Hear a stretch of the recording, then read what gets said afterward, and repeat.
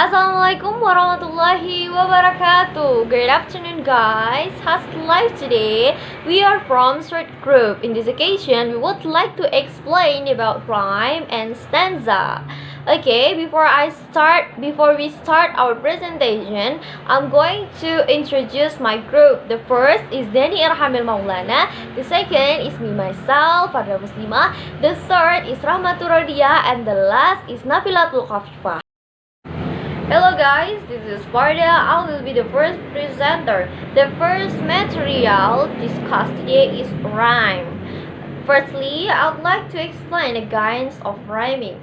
It must be said of the outset that many poets have done with the various quality of rhymes. Shakespeare and the other Elizabethan dramatic speech. And when the Milton came to write Paradise Lost, he dismissed the troublesome and modern bondage of rhyming. Nevertheless, many people still like and expect poems to rhyme, and despite hundreds of years of blank verse and 100 years of free verse, rhyme is far from dead.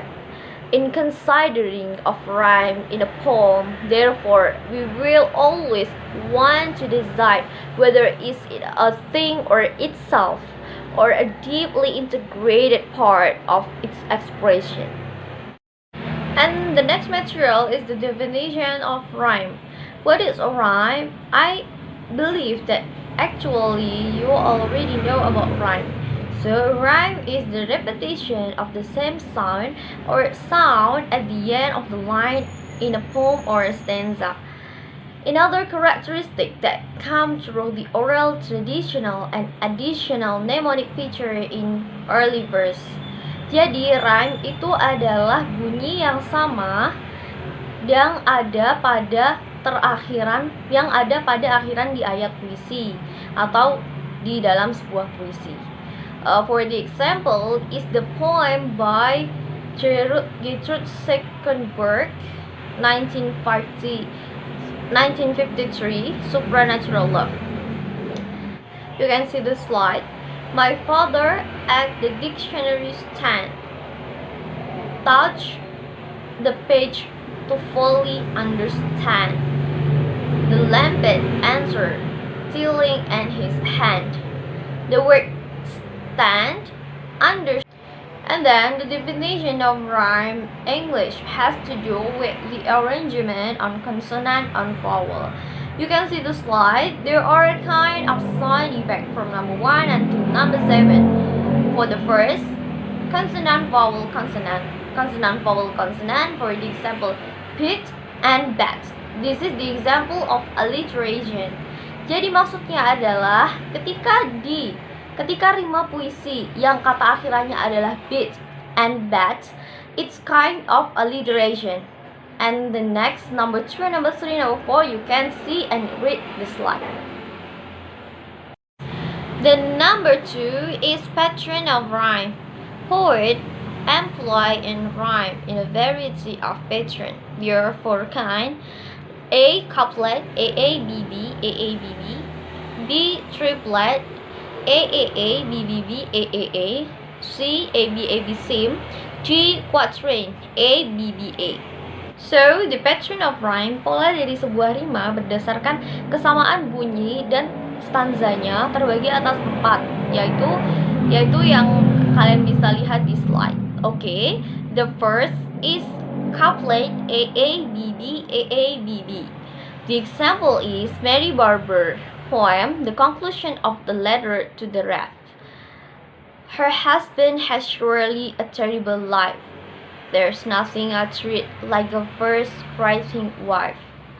Defend me, ye power, from that fatal curse, which must hasten the plagues of for better for worst.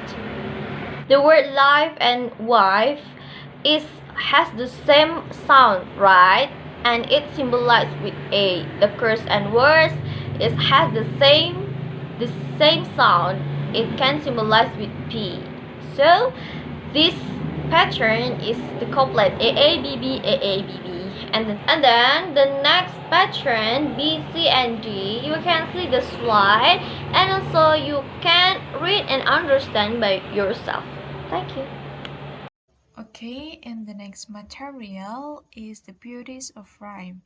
The poem has the pleasures of calmness, compact shape, and balance, and the straightforward rhymes are an important part of this.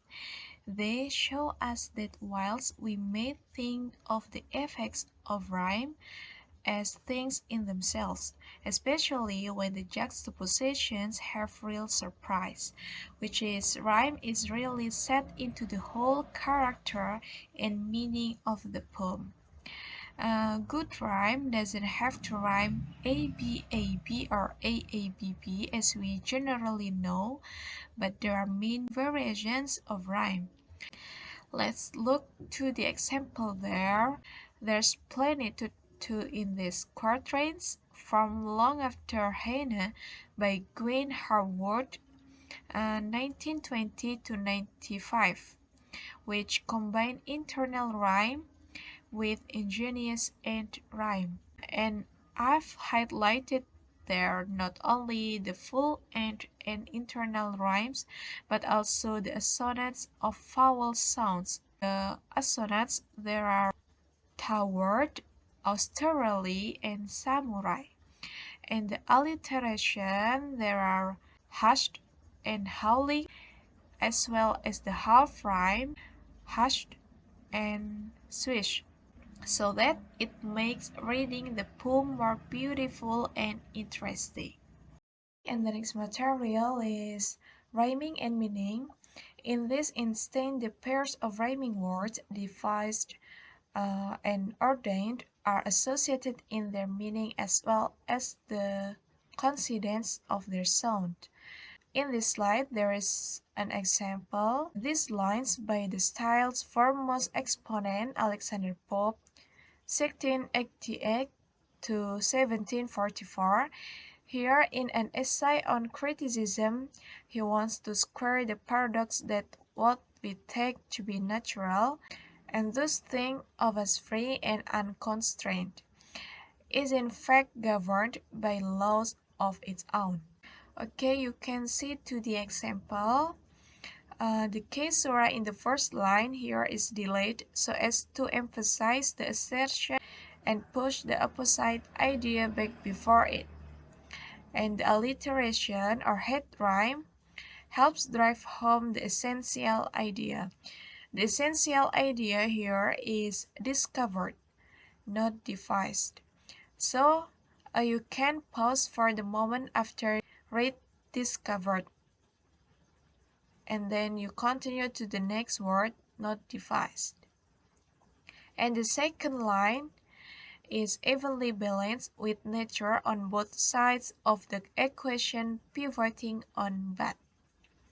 And then the third line allows an extra pause after nature to allow us to dwell on the relationship between nature and liberty.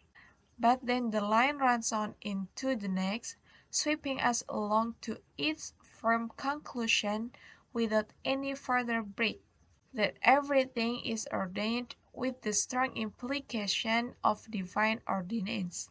It is for Pope the last word. And then the next material is building poems with rhymes. I want to turn now to see how rhyme schemes work as part of the architecture of whole poems or the larger section of poems.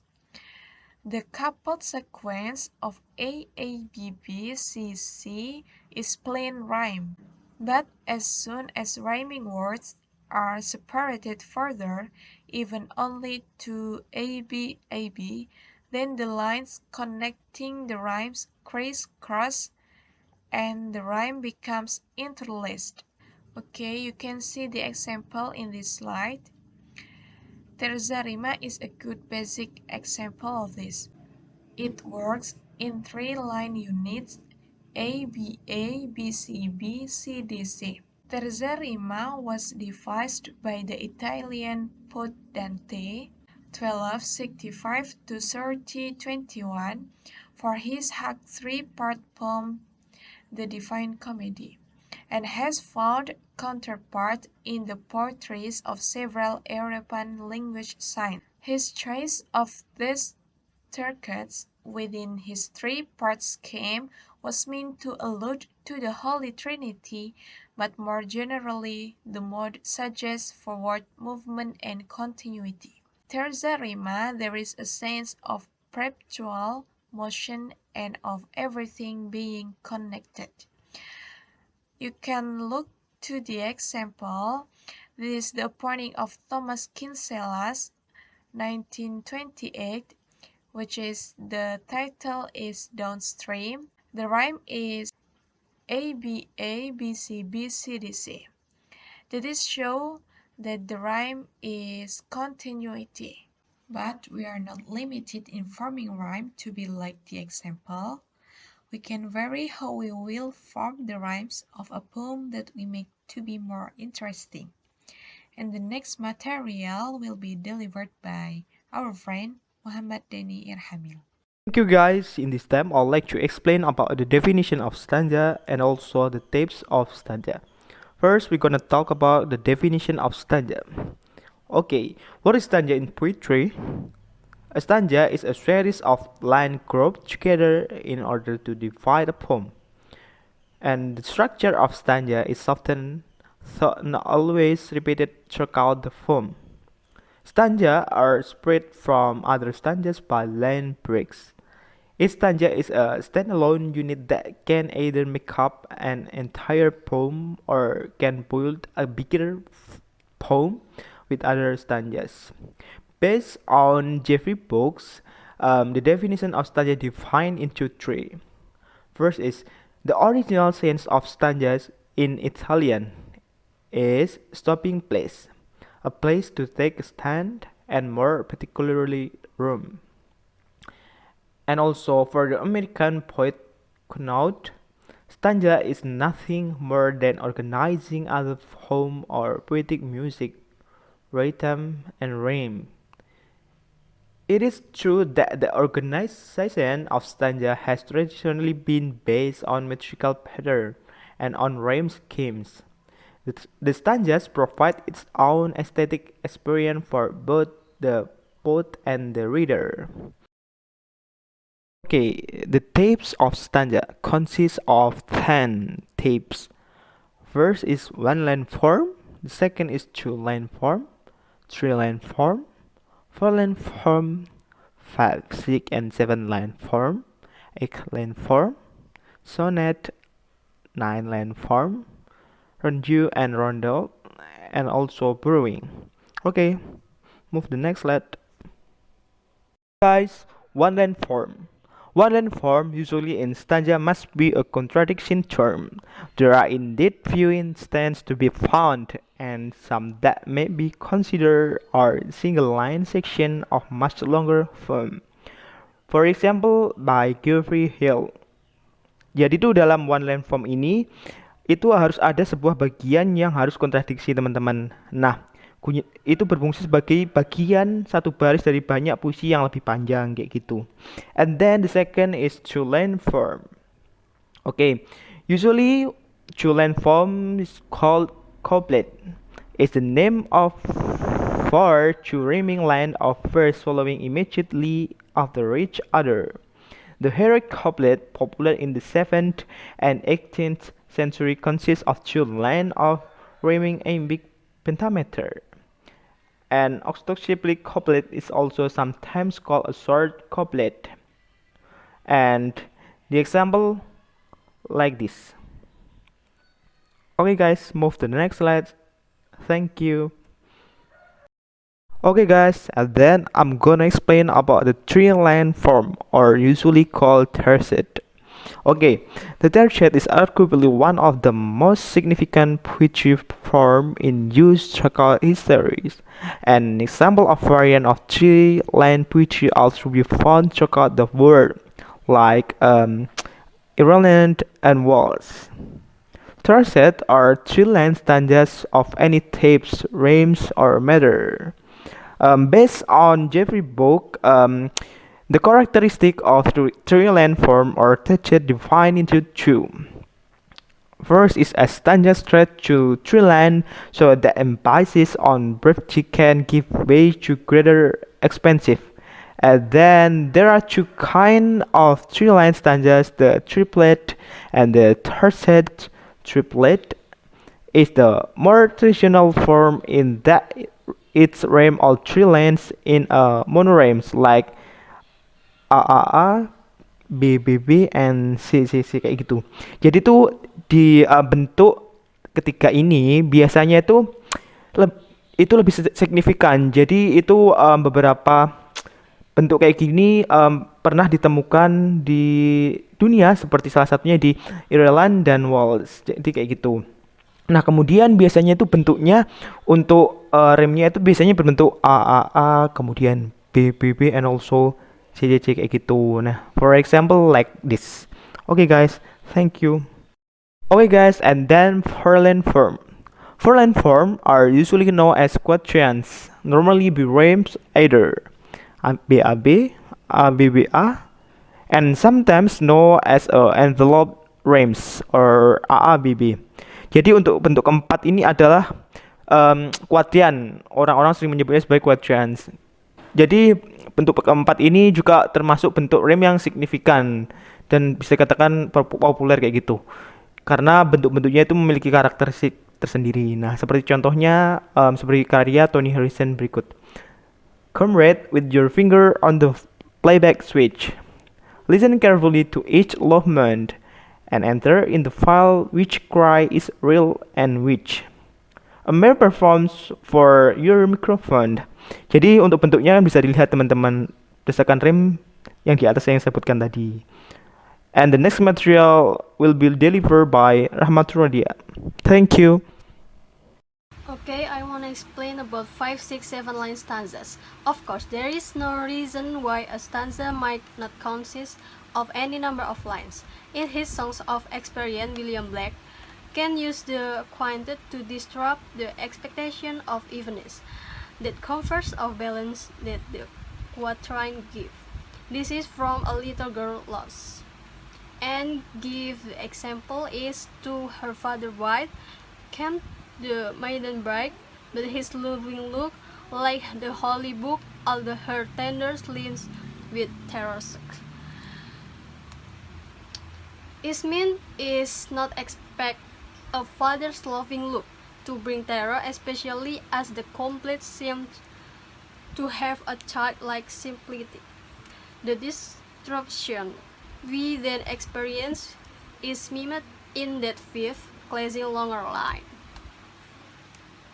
Okay, the next slide is 8-line stanzas. Hardy used it for bird talk. This is his Berset Winter Nightfall. This example is around the house the flakes fly faster, and all the berries now are gone. From holly and contenia aster, around the house the flakes fly faster. Shutting in those that cram orchestra we used to see upon the lawn, around the house the flakes fly faster, and all the berries now are gone. Hardy punctuation and synthetic play with around the house the flakes fly faster is so playful it amounts almost to a parody of the from. Hardy punctuation and synthetic play with around the house the flakes fly faster is so playful it amounts almost a parody of the from is likeness that remnant of the spring. Okay, I want to explain the sonnet. The sonnet have three principles from the sonnet. Number 1 is the Italian or Pythagorean style for 10 lines in division of 8 and 6. And number 2, the Spatial 14 lines in 3 quatrains and couplet and rhyming ABAB, BC, CD, and AA. The last is the Shakespearean or English. Also for group, the quatrain are couplet pattern and rhymes are A B, CD, EF, and GG.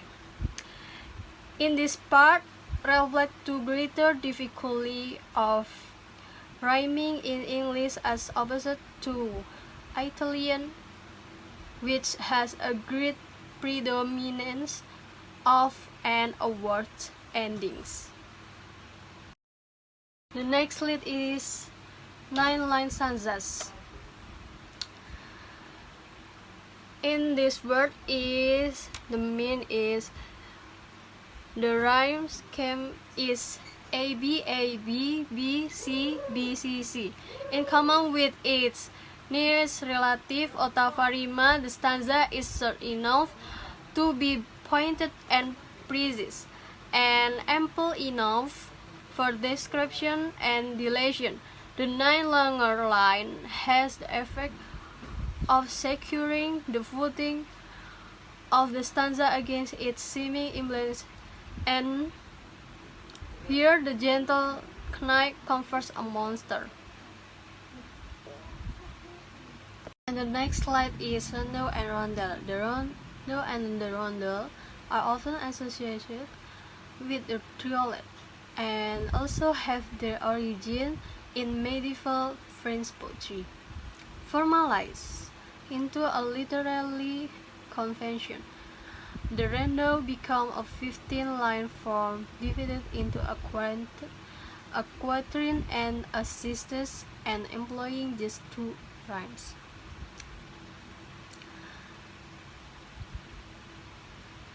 And the last slide is borrowing forms. Borrowing forms is scanning these different types of stanza, and freestanding poetic forms. We can see how often their origins are in other languages and how much interchange there is between these different poetries. The pantone is the Europeanization of the Malay form pantun.